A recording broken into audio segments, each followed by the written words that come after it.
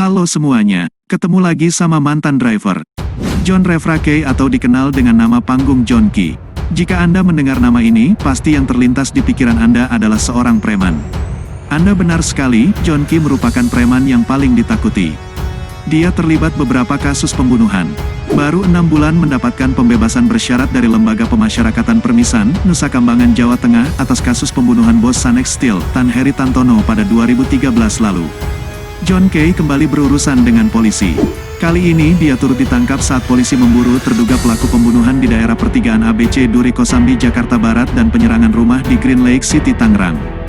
Berikut fakta tentang John Key yang kembali ditangkap polisi. Sebelum kita lanjut, jangan lupa dukung kami dengan cara klik tombol subscribe sehingga teman-teman tahu updatean terbaru dari kami. Modal nekat merantau dari Key ke Surabaya. John Key pertama kali merantau keluar dari kampung halamannya saat berusia 18 tahun.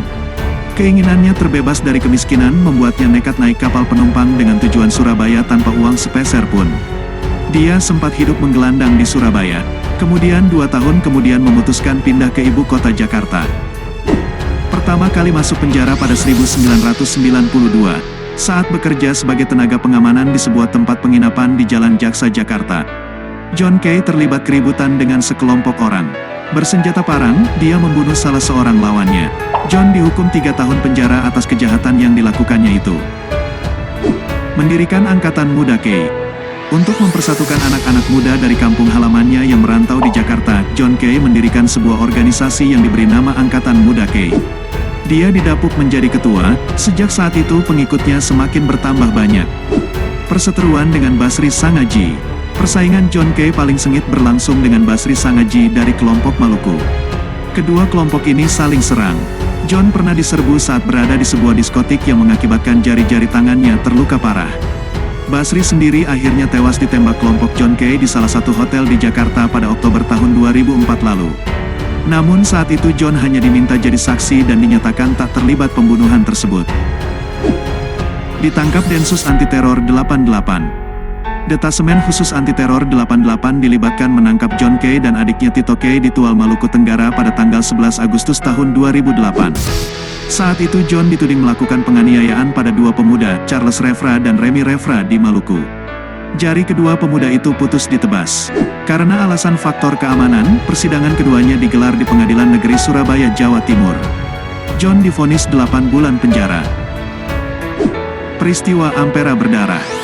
Berebut bisnis jasa pengamanan, masa John Key bentrok di klub Blowfish dengan masa Talib Makarim dari ND, Flores pada April tahun 2010.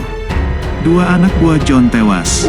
Perseteruan ini berlanjut saat persidangan di Pengadilan Negeri Jakarta Selatan pada September tahun 2010. Bentrokan di Jalan Ampera ini juga merenggut nyawa 2 anggota kelompok John Key dan seorang sopir bas Kopaja. Dihukum atas pembunuhan Tan Heri Tantono. Februari tahun 2012, John Key kembali dibekuk polisi saat berada di kamar sebuah hotel di kawasan Jakarta Timur. Polisi menembak kaki John saat itu. Penangkapan tersebut terkait kasus pembunuhan Tan Heri Tantono alias Ayung di Swiss Bell Hotel, Sawah Besar, Jakarta Pusat pada tanggal 26 Januari tahun 2012. Ayung tewas bersimbah darah dengan 32 luka tusukan di pinggang, leher, dan perut. Pembunuhan atas klien pengguna jasa penagihannya itu membuat John dijatuhi hukuman 16 tahun penjara. Anyways, cukup sampai di sini video hari ini. Sampai jumpa di video selanjutnya. Bye-bye.